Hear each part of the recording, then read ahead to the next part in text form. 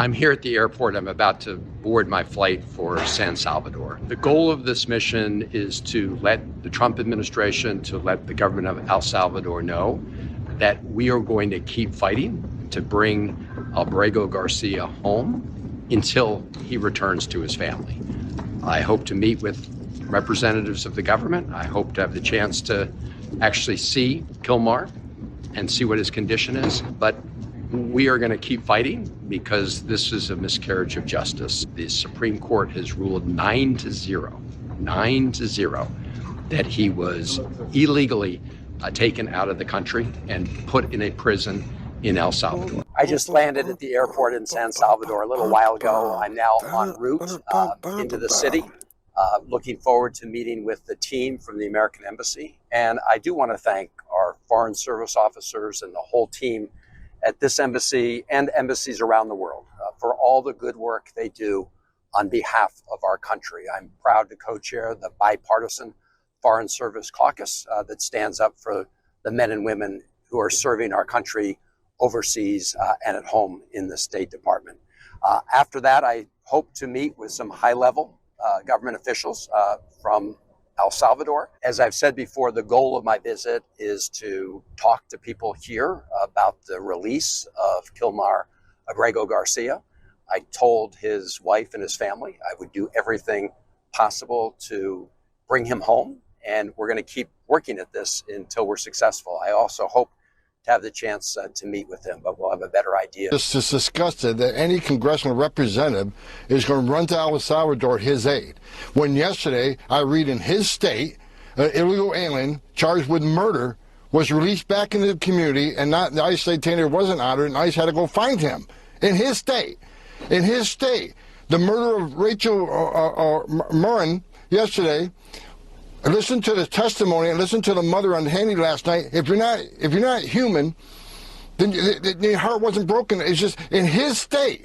But rather than taking care of the constituents in his state, the victims of illegal crime in his state, he's going to run to El Salvador to protect the MS-13 terrorists. It's just disgusting. Hello, ladies and gentlemen. I hope you're all having a great and wonderful day. Well, what we have here is a very funny thing of Chris Van Hollen, which he's the biggest fool of them all. Like, this guy is trying to go back and go to El Salvador to get a El Salvadorian resident and demands the El Salvadorian president bring back the MS-13 gang member. He has been an MS-13 gang member, and he is a wife beater, so I'm not quite sure what he's doing here. It's been a pretty detrimental problem for the Democrats here, and I'm not quite sure what's going on.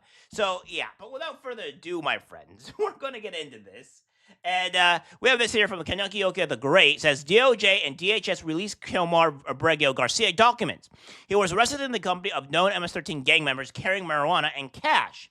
A credible source confirmed he's an active MS-13 member with the rank Chakeo and the nickname Chele. I don't know how high Chakeo goes, but I digress.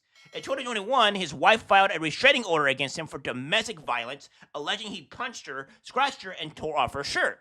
Honestly, if this is the Democrat special of President Donald Trump wrongfully deporting someone, his administration must be doing a solid job. So what we have here is on March 28th, 2019, at approximately 1427 hours, a detective with the Hyattsville City Police observed 4 individuals loitering in the parking lot of the Home Depot located at 3001 East West Highway in Hyattsville. He says he approached the individuals. 2 of the individuals reached into their waistbands and discarded several unknown items under a parked vehicle. All 4 individuals were stopped by his officers' department, immediately recognized Christian Hernandez Romero, a.k.a. Bimbo, as a member of the MS-13 Sailors Clique. 2 small plastic bottles containing marijuana was located on the scene. It goes on to say here that officers know Hernandez Romero to be an active MS-13 gang member with the Sailors Clique with the rank of Albercion and moniker of Bimbo. Officers also interview Jose Guartermo Dominguez. During the interview, officers observed tattoos of skulls covering their eyes, ears, and mouth. Officers know these kind of tattoos are indicative of the Hispanic gang culture. The tattoos is meant to represent or a sailor. I'm sorry if I'm mispronouncing these names. or see no evil, hear no evil, and say no evil. He also had a tattoo of a devil on his left leg, which officers only know higher-ranking MS-13 gang members are allowed to get a tattoo with the horns. This represents power within MS-13. Officers made contact with a past proven and reliable source of information who advised Jose Guillermo Dominguez, and an active MS-13 gang member with a sailor's clique with the rank of Chicayo with the moniker Maniaco. So yeah, there we go. It's what I have here. It says he was also observed wearing a Chicago Bulls hat and a hoodie with rolls of money covering the eyes, ears, and mouth of the presidents on the separate denominations. Officers know such clothing to be indicative of the Hispanic gang culture.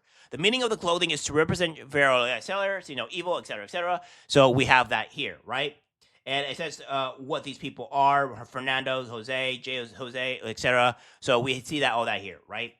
So, and then it says the temporary protective order. We have here from Jennifer Vasquez, what have you. It gives you all their information here.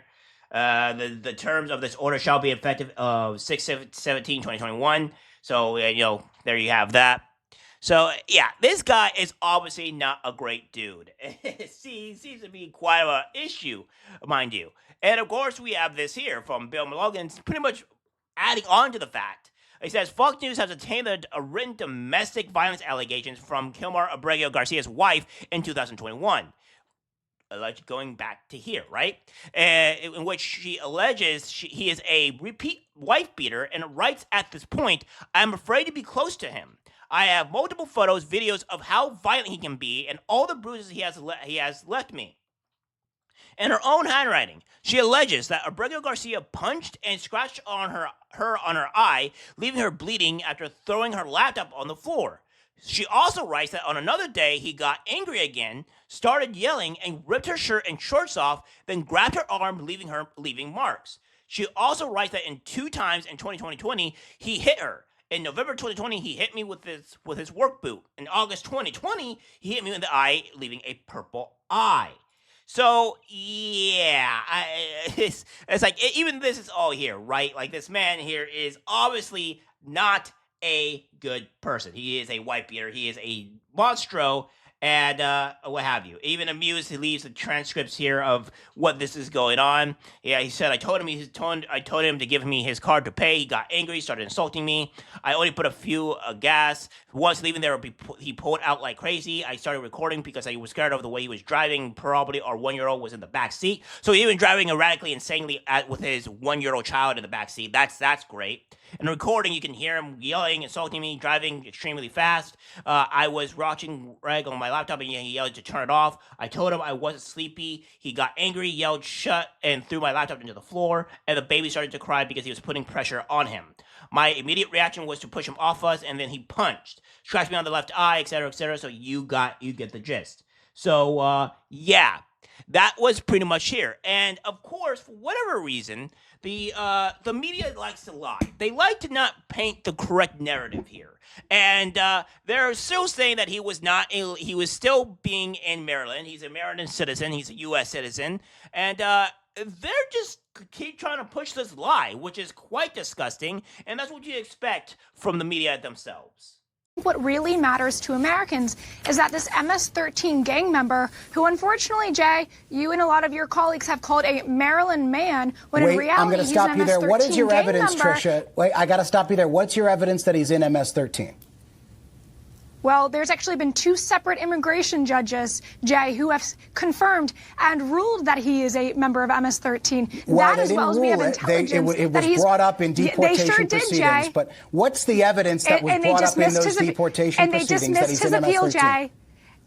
I can do this all day, Jay. He is a member of MS-13. I don't think you'd want to be his neighbor, Jay. I sure wouldn't. And I don't think many Americans watching would want to be this individual's neighbor. He has been involved in human trafficking. He's been involved in labor trafficking, and he should not be in this country. So whether he's in an El Salvadorian jail or a U.S. detention facility, I am so very glad, as are millions of Americans, that he is off of U.S. streets. Because remember, Jay, who is MS-13? They maim, they rape, they kill Americans for sport, and the American people are done with it. They said so on November 5th, 2020. Yeah, so it's really just a travesty, a ridiculous absurdity that the media still is trying to push this lie that he is not an illegal citizen, he is not an illegal immigrant, he was an American citizen, he was born in Maryland, even though those are all false. And they will even talk about, how he beat his wife and all the records, because that doesn't fit the narrative, right? That doesn't fit what they want to say. So we have this here from The Independent saying, did Democratic senator who tried to help man wrongly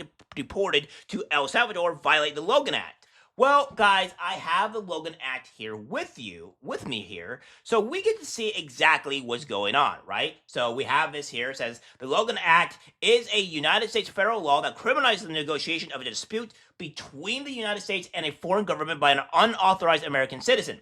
The intent behind the act is to prevent unauthorized negotiations from undermining the governor's position. The act was passed following George Logan's unauthorized negotiations with France in 1798 and was signed into law by President John Adams on January 30th, 1799. The act was amended in 1994, changing the penalty for violation from fine $5,000 to fine under this title. This appears to be the only amendment to act. Violation of the Logan Act is a felony punishable with imprisonment for up to 3 years. Only 2 people have ever been indicted on charges of violating the act, one in 1802 and the other in 1852. Neither was convicted. So, yeah, that's what we have here. So there's a good chance that he has violated the Logan Act. And another thing here as well, I would like to say here, guys, is that he was rejected from the El Salvadorian president. All right, he did not get the juice that he wanted. All right, he got pushed aside, and this is the video kind of showing that. Asked the vice president if I could meet with Mr. Abrego Garcia.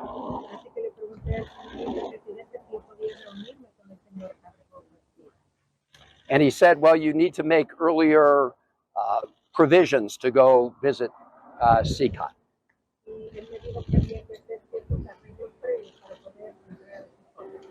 I said, I'm not interested at this moment in taking a tour of CCOT. I just want to meet with Mr. Abrego Garcia.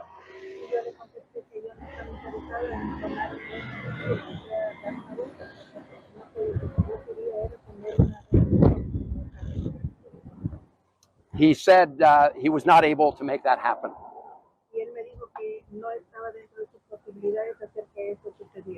I asked, he said he need a little more time. I asked him if I came back next week, whether I'd be able to see Mr. Abrego Garcia.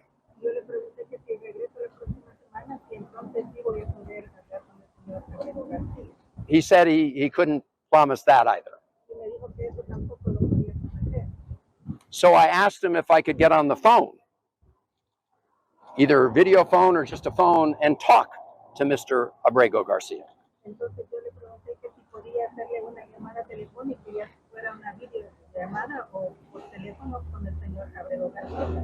So I could just ask him how he's doing so I could report back to his family.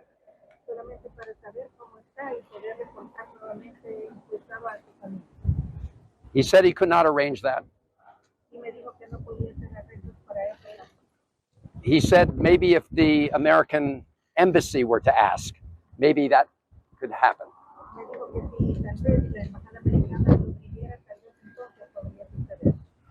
So I will certainly ask the American embassy to ask the government of El Salvador to connect us by phone.